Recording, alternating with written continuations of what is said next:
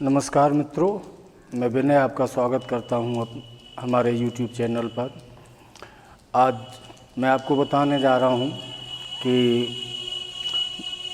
KGMU king George medical university में जो BSc nursing के एंट्रेंस आने वाले, इसका सिलेबस क्या है। आज मैं आपको सिलेबस क्लियर करा रहा हूं और इसके बाद से नेक्स्ट वीडियोज़ में आपके सिलेबस के जो टॉपिक्स हैं उनको एक्सप्लेन करते हुए और टाइम टेबल के हिसाब से हम आपको कराते चलेंगे। तो देखेंगे कि इसमें आता क्या है। यहाँ हम आपको बता दें कि इसमें जनरल इंग्लिश आती है, ठीक है ना, जनरल इंग्लिश। इसमें लिटरेचर नहीं आता, जनरल इंग्लिश आती है। ग्रामेटिकल स्टडी हमें करनी पड़ती है, ग्रामर आता है। तो उस ग्रामर में क्या क्या आता है ये आप देख लें। एक तो हमें इसमें पार्ट्स ऑफ स्पीच पूछ देते हैं, पार्ट्स ऑफ स्पीच। अब इस पार्ट्स ऑफ स्पीच में क्या है, टाइप्स ऑफ नाउन पे क्वेश्चन कर देंगे, प्रोनाउन पे कर देंगे, एडजेक्टिव वर्ब पे, प्रीपोजिशन पे, एडवर्ब पे, कहीं से भी क्वेश्चन पूछे जा सकते हैं। तो पार्ट्स ऑफ स्पीच हमें देखना पड़ेगा और वॉइस हमें पढ़नी पड़ेगी, active to passive voice. Active voice के सेंटेंस को पैसिव वॉइस में कैसे बनाते हैं और पैसिव वॉइस के सेंटेंस को एक्टिव वॉइस में कैसे बनाते हैं, ये हमें इसमें पढ़ना होगा। उसके साथ साथ में फिल इन द ब्लैंक्स, इसको सिंपल भाषा में कहते हैं gap filling. Fill in the blanks, खाली जगह दी जाएगी, उसमें कोई एक अप्रोप्रिएट वर्ड, हमें एक सुटेबल वर्ड उसमें सेलेक्ट करके रखना होता है। इसके साथ साथ वोकेब्स पे क्वेश्चन करता है। वोकेब्स सिनोनिम्स, एंटोनिम्स, होमोफोन्स और वन वर्ड सब्स्टिट्यूशन वगैरह, ये वोकेब्स में आते हैं, ये आपसे पूछे जाएंगे। इसके अलावा आपसे प्रश्न करता है ट्रांसफॉर्मेशन ऑफ सेंटेंस, ठीक है ना। ट्रांसफॉर्मेशन के संबंध में क्वेश्चन आता है कि सेंटेंस को एक टाइप से दूसरे टाइप पे या एक पैटर्न से दूसरे पैटर्न पे कैसे कन्वर्ट किया जाता है, इसके संबंध में आपको बताऊंगा। इसके अलावा आपसे पूछ देता है वन वर्ड सब्स्टिट्यूशन, ठीक है ना, वन वर्ड सब्स्टिट्यूशन, अनेक के लिए एक शब्द, तो ये आपसे पूछा जाता है। और डायरेक्ट टू इनडायरेक्ट नरेशन, ये आपसे पूछेगा। डायरेक्ट से इनडायरेक्ट सेंटेंस कैसे कन्वर्ट किया जाएगा, डायरेक्ट स्पीच में दे दिया इनडायरेक्ट करना है, या इनडायरेक्ट स्पीच में दे दिया और उसको डायरेक्ट स्पीच में कन्वर्ट करना है, तो कैसे करेंगे ये देखना होगा। ये आपके सिलेबस में आते हैं। और कॉम्प्रेंशन,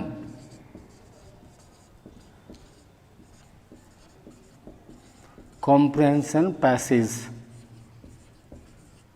एक पैसेज दिया जाता है आपको और उस पैसेज पर आधारित प्रश्न पूछे जाते हैं, उसी पैसेज पर बेस्ड होते हैं।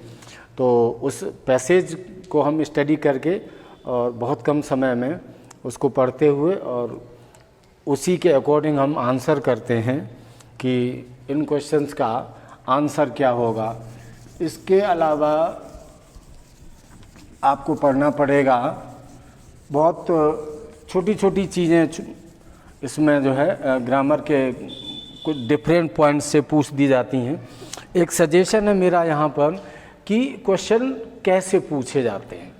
तो यहाँ पर एक मैं लिख रहा हूँ कंडीशन ऑफ एक्सेप्शन, ये इसको हिंदी में बोलते हैं अपवाद की स्थिति, ठीक है ना। अपवाद से बहुत प्रश्न किए जाते हैं कि अपवाद क्या है, थोड़ा इसको समझ लेते हैं कि जैसे किसी टॉपिक को टीचर क्लियर कर रहे हैं या आप सेल्फ स्टडी कर रहे हो, तो उसमें आप देखते हो कि एक टॉपिक में 3-4 नियम हैं और वो नियम वहाँ पर लागू हो रहे हैं, और कभी कभार कुछ एक ऐसे वाक्य होते हैं कि वो नियम लागू नहीं होता।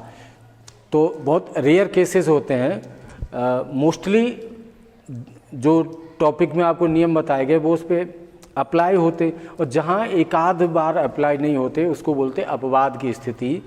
तो अपवाद की स्थिति पर बहुत प्रश्न किए जाते हैं।